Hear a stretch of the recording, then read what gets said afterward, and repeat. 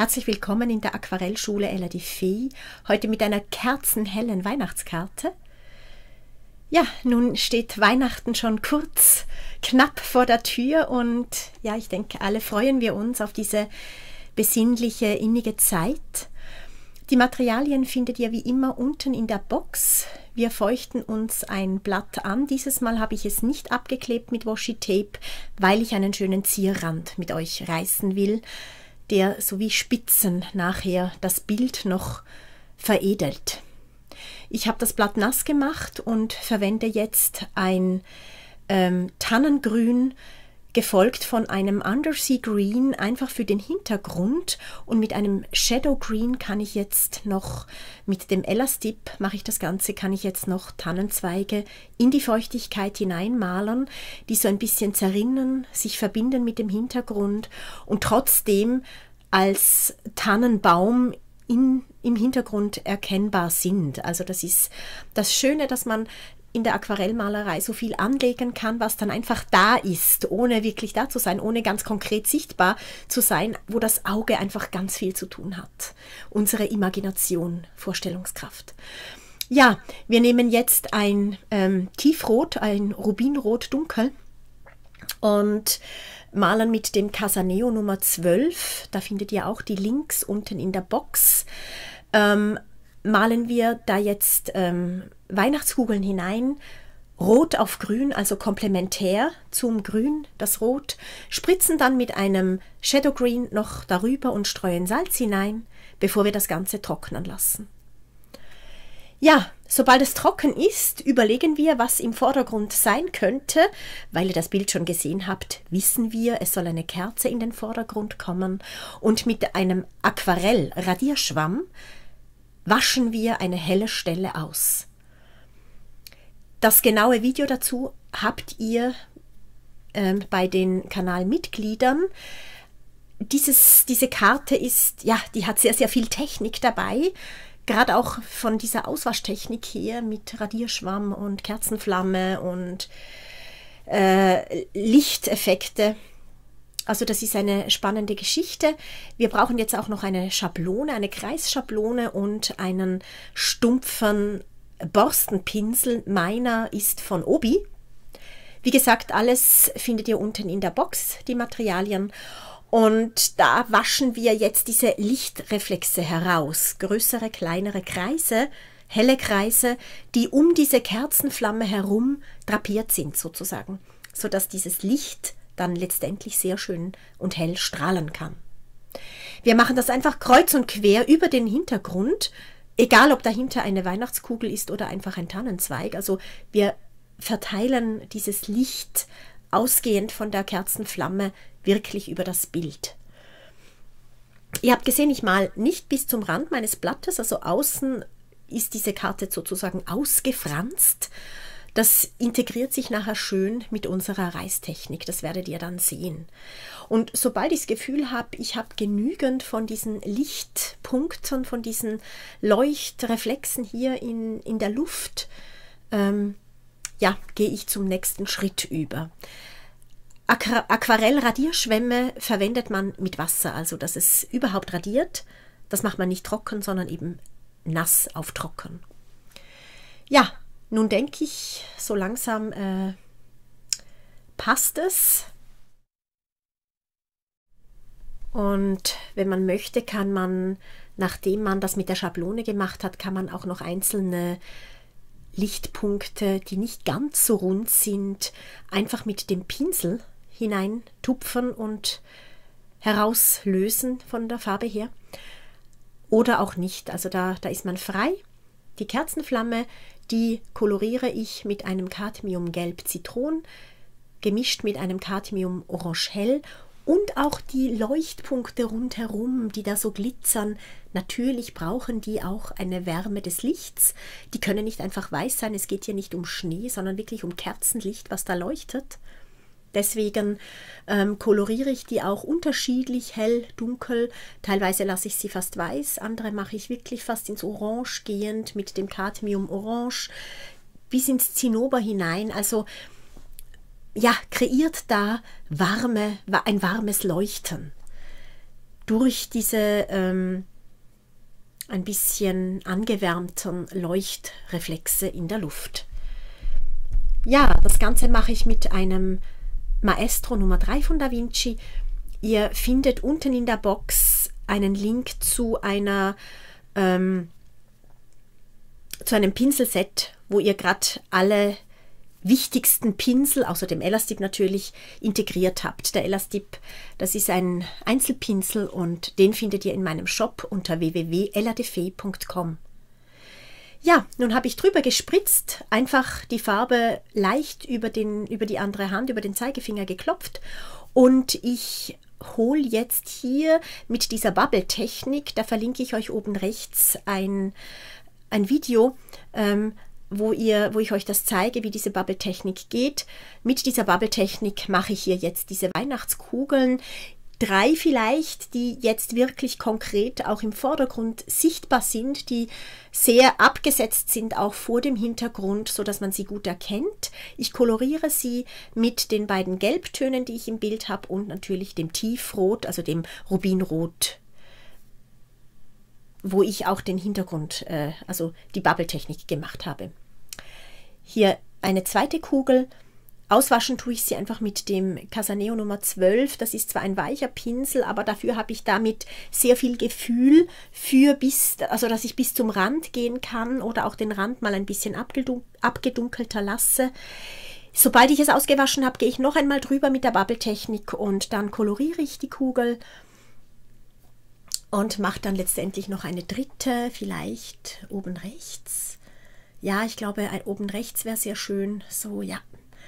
Dann wieder auswaschen und den ganzen Vorgang wiederholen, bis ich das Gefühl habe, ja, diese Kugeln, die kommen wirklich hervor, die treten in den Vordergrund gegenüber diesen verschwommenen, die wir zuvor nass in nass in den Hintergrund integriert haben. Auf der linken Seite habt ihr jetzt gesehen, habe ich kurz abgetupft noch einmal, trotz Bubble-Technik, sodass gegen das Licht hin die Kugel nicht rot, sondern wirklich dann auch sehr hell und gelb ist, also voller Licht.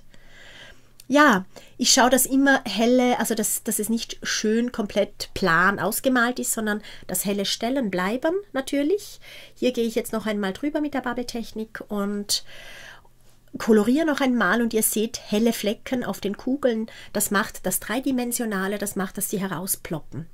Rund um die Kerzenflamme muss ich natürlich jetzt mit meinem Schoberpinsel noch ein bisschen auswaschen. Das ist wichtig. Da darf es nicht allzu dunkel sein. Das Licht soll ja strahlen. Und ich kann da auch in diese Lichtreflexe hineingehen, die ich da schon habe. Und ja, die werden halt vielleicht ein bisschen heller. Ich kann sie dann wieder kolorieren. Auch die Kerzenflamme muss ich noch einmal drüber gehen. Das ist einfach so, weil ich das Bedürfnis hatte und ihr kennt mich, ich zeichne nichts vor, ich skizziere sehr selten, sondern ich male drauf los und schaue, was entsteht, wo braucht es was. Und da kann es halt mal sein, dass ich zum Beispiel die Kerzenflamme schon fertig habe und noch einmal auswaschen muss, weil ich merke, im Hintergrund fehlt noch Licht. Ja, hier unten jetzt diese weiße Wachskerze, die koloriert ihr trotzdem auch ein bisschen. Ihr müsst euch vorstellen, es ist ein schimmerndes, warmes Licht hier. Also auch dieses weiße Wachs ist angewärmt, ist ein bisschen warm. Von unten abgedunkelt, weil das Licht ist oben. Mit Ultramarinblau könnt ihr das abdunkeln. Und von oben kommt ihr mit einem Cadmiumgelb Zitron über ein Tiefrot dunkel, also Rubinrot dunkel nach unten, so dass sie wirklich ein bisschen warm da schimmert, dieses weiße Wachs. Die Kerze, die müssen wir jetzt noch mehrfach immer mal wieder überarbeiten. Das ist einfach so, das braucht eine Kerze, eine weiße Wachskerze. Ihr seht, ich gehe immer mal wieder drüber, ich lege verschiedene Schichten übereinander, bis ich das Gefühl habe, ja, die Kerze ploppt jetzt heraus, ist dreidimensional.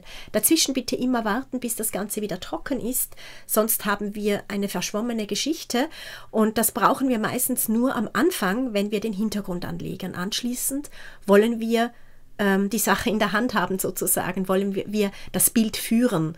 Nicht mehr so machen lassen, das habe ich gern am Anfang, wo ich noch nicht so recht weiß, wo geht's hin. Dann male ich mal Farben und schaue dann, aha, da entsteht was, da entsteht Form, das könnte es werden. Aber jetzt wollen wir selber sagen, wo es lang geht, wo es hingeht. Die Richtung haben wir bekommen, aber jetzt möchten wir noch bestimmen, wie das Ganze dann letztendlich wirklich eine konkrete Form annimmt. Ich habe in der Mitte der Kerze jetzt einen Filzbändel sozusagen oder ein Band gemalt in tiefrot-dunkel, also Rubinrot, schattiere es mit Blau oder eben auch dem Shadow Green, gerade was ihr möchtet, was ihr besser findet, besser passend. Und ihr seht, jetzt nehme ich noch ein bisschen Gelb und koloriere diesen Bereich, den ich vorher ausgewaschen habe, dass die Kerze wirklich leuchtet. Das müsst ihr sehr vorsichtig tun und bitte mit sehr wenig Wasser, sonst kann es auch das ganze Bild zerstören. Ja, mit dem Schriftenpinsel lege ich unten jetzt Äste an, einfach in einer braunen Mischung zwischen diesem Rot und dem Shadow Green und dann mit dem Elastip ganz locker aus dem Handgelenk die Tannenzweige angelegt oder Fichtenzweige. Und ihr seht, es geht total schnell, total einfach mit diesem Elastip und es sieht so schön echt aus. Ihr könnt es sehr dunkel anlegen und dann mit der Wassertechnik, die ihr von mir kennt, geht ihr einfach noch einmal drüber und dann bekommt ihr noch mehr Struktur, Licht, Helligkeit hinein. Das mache ich jetzt. Das sieht man erst, wenn es dann gewirkt hat, dass da was passiert ist. Also jetzt lässt ihr es trocknen und dann schaut ihr, wo ist der Effekt? Wie ist es geworden? Habe ich es geschafft? Ist der Effekt aufgegangen? Das ist ja auch beim Wasser immer so. Habe ich den Moment erwischt zwischen schon zu trocken oder noch zu nass? Das ist ein bisschen schwierig oft, dass man da wirklich den richtigen Moment einfängt. Und jetzt mit einem Deck weiß male ich die Aufhängungen der Kugeln einfach gegen oben hin mit einem Schriftenpinsel. Dieser Schriftenpinsel ist auch beim Set unten in der Box dabei. Da habt ihr einen Detailpinsel anstelle vom Maestro Nummer 3. Da habt ihr einen Schriftenpinsel anstelle von Nova Synthetics Nummer 3. Und da habt ihr einen Blackbird, da habt ihr einen Cosmotop Spin Nummer, ich glaube 0, anstelle des Blackbirds, mit dem ich immer die Vögel male in meinen Bildern. Ja, nun kommt es noch besser. Nun machen wir die Dreidimensionalität unserer Kerze, also wir schauen, dass wir Schatten und Licht auf die Kerze bringen, in die Kerze, sodass sie nachher wirklich greifbar wird, dass sie nach Wachs ausschaut, nach Gegenstand, nicht, ja, alles andere, was wir hier haben, außer Licht und Tannenzweige, ist ja viel eher einfach, was soll ich sagen, Licht. Und da haben wir die Kugeln und die Tannenzweige, die sind auch haptisch und eben diese Kerze, die soll wirklich herausploppen, dass man das Gefühl hat, die steht da. Die darf nicht im Lichtbrei sozusagen verschwinden. Die möchten wir wirklich konkret haben. Wir malen natürlich auch mit dem feinen Schriftenpinsel einen Docht. Und ja, jetzt hat es ein bisschen angezogen, schon ein bisschen trocken im unteren Bereich. Und ihr seht, die Tannenzweige sind nicht mehr ganz so dunkel, sondern sind durchbrochen durch eben diese hellen, feinen Strukturen, die ich mit Wasser in diese Zweige gemalt habe. Sobald alles komplett getrocknet hat, kann man mit einem schwarzen Buntstift von Faber-Castell oder einem anderen hochwertigen Buntstift, geht man noch einmal drüber, schwarz und weiß verwende ich da meistens, und kann so noch mehr Plastizität hineinbringen in mein Bild. Ihr werdet sehen, ich gehe auch noch mal über die Zweige drüber, da kann ich wirklich helle Nadeln in dieses dunkle Geflecht hineinmalern. Auch den Knoten kann ich jetzt noch konkretisieren. Überhaupt das ganze Filzband wird haptischer. Gegen unten kann ich noch mehr abdunkeln. Also man hat sehr viele Möglichkeiten in dieser Mixed-Media-Technik durch die Buntstifte. Und ich muss euch gestehen, Buntstifte verwende ich bei jeder Buchillustration. Also das geht für mich gar nicht ohne. Da braucht es manchmal einfach feine Details und da nehme ich immer Buntstifte dazu. Ja. Auch das Aufhellen geht mit Weiß, aber erst, wenn es komplett trocken ist. Wenn ich ganz leuchtende Stellen haben möchte, nehme ich einen Gelstift, habe vorher ein Rubbelkrepp verwendet oder gehe jetzt mit einem Deckweiß noch einmal drüber. Für Lichteffekte ist das absolut erlaubt und ideal. Ich mache das gern und ich finde, das sieht schön aus. Darum geht es mir gar nicht so sehr, was darf man oder was darf man nicht in der Aquarellmalerei. Da ist jeder frei, zum Glück in der heutigen Zeit.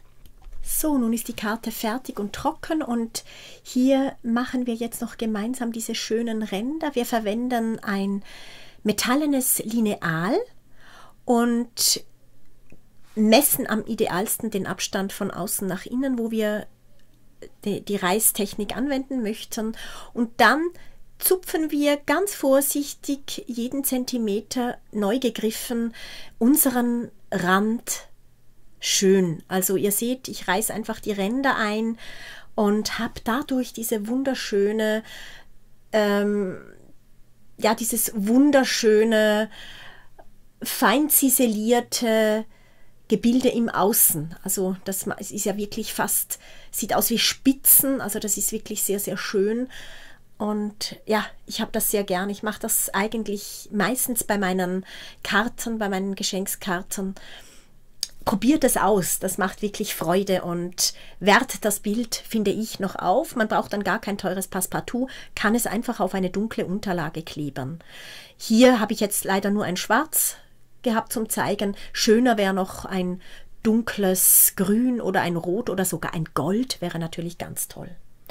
Ja, wir sind nun fertig. Ich wünsche euch eine ganz, ganz gute Zeit, eine schöne Malstunde beim Erschaffen dieses Lichtes. Bis bald.